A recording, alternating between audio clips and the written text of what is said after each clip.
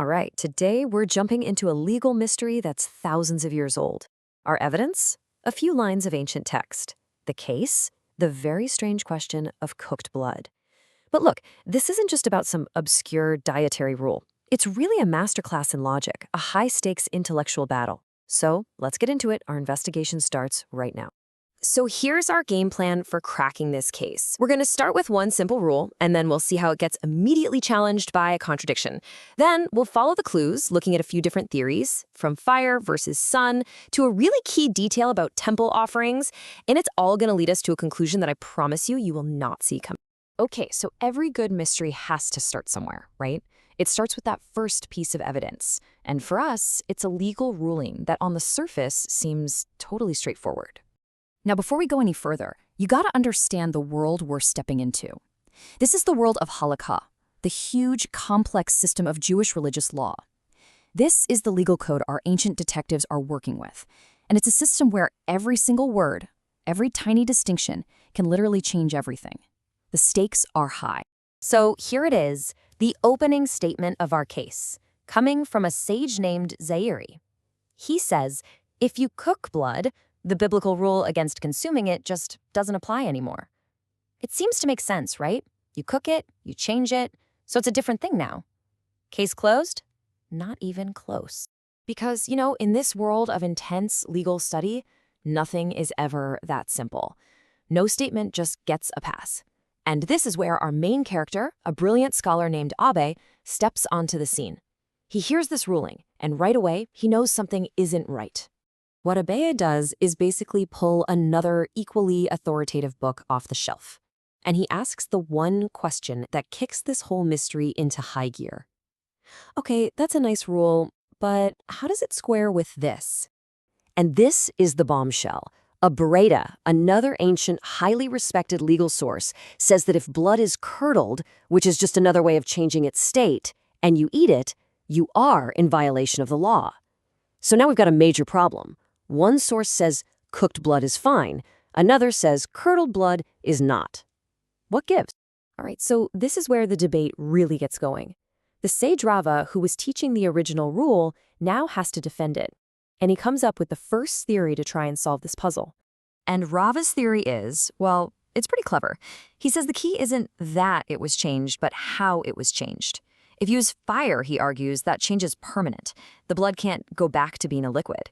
That's why it's permissible. But if you just use the sun to curdle it, well, that's a temporary change. It could become liquid again. And that's the prohibited case. It's a really smart, almost scientific argument. You gotta admit it, it's an elegant solution. But Abai, our detective, he's not buying it. An elegant solution isn't good enough. He's looking for a theory that is absolutely airtight. And he spots what he thinks is a fatal flaw in Rava's whole fire versus sun idea. And just like that, Abai completely changes the conversation. He says, hey, forget about fire and sun for a second. Let's talk about the temple. See, for the most important rituals, blood had to be liquid so it could be sprinkled on the altar. So congealed blood, it doesn't matter how it got that way, was already unfit for its main sacred job. I mean, this is a genius move. And he backs it up with this heavy-hitting precedent from another famous sage. The logic is, if the blood is already considered invalid for the holiest purpose, the altar, then how can the general rule against eating it still apply? The disqualification should cover everything. It's a killer point. And this is where you get this amazing, dramatic moment in the text. It just says, Rava was silent. Boom! The argument is over. The fire versus sun theory is toast, and we're at a total standstill. What now? But Abe's not done. See, a great detective doesn't just poke holes in other people's theories. They come up with a better one.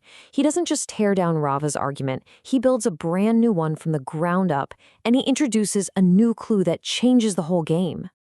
Okay, so check this out. This is Abai's big breakthrough. He says everyone was looking in the wrong place. The contradiction was never about fire versus sun. It was about the type of offering the blood was meant for. Get this. For external offerings, the ritual was just taking and placing the blood with a finger. Congealed blood? No problem. It works perfectly for that. So in that context, it's still useful, and the prohibition applies. But for the inner offerings, you had to dip and sprinkle. You can't do that with congealed blood. So that's the case where it becomes unfit and therefore permissible to eat. This is it. This is the big aha moment. We've totally shifted gears here. The argument isn't about physics anymore. Is the change permanent? It's about function. Can the blood still do its sacred job? It's a whole new and way more precise way to look at the entire problem. But wait, it's not over yet. Not by a long shot. Because once you establish a logical principle this strong, you have to test it. You have to push it to its most extreme logical conclusion to see if it really holds up. And what they discover is pretty wild. So Rava, he's not defeated, he's inspired. He takes Abaya's idea and adds one last powerful twist. He says, okay, if some blood is still usable when it's congealed for those external offerings, then the entire category of blood keeps its prohibited status. The fact that it could be used in one context defines what blood is in all contexts. And this is where it gets crazy. Another scholar, Rav Papa, hears this, and he poses the ultimate question to stress test the theory. He says, okay, what about blood from an animal that can never be an offering, like a donkey? Surely that congealed blood would be okay to eat, right? It has zero potential for any sacred function. And the answer is just, it's mind-bending. Rav Papa says, nope, even congealed donkey blood makes you liable. Why? Because it still falls into the general category of blood, and blood, as a category, is suitable for some offerings. The principle becomes totally abstract, completely detached from the specific animal it came from. So let's just pause for a second and look at the journey we just went on. We started with a simple rule that got challenged. An initial theory based on physics got proposed and then totally shot down. Then a new functional distinction came along and solved the whole thing. And then that new logic was applied so universally it led to a conclusion nobody could have seen coming. It's a masterclass in critical thinking. And that's really the big takeaway here. This whole debate, it wasn't actually about blood in the end. It was about logic. It was an exercise in building a consistent, defensible legal principle out of what seemed like a mess of contradictions. It was a stress test for thinking itself.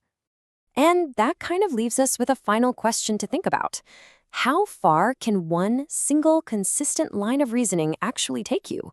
If you just follow the logic wherever it leads, what kind of surprising, maybe even strange truths might you uncover? Thanks for joining this explainer.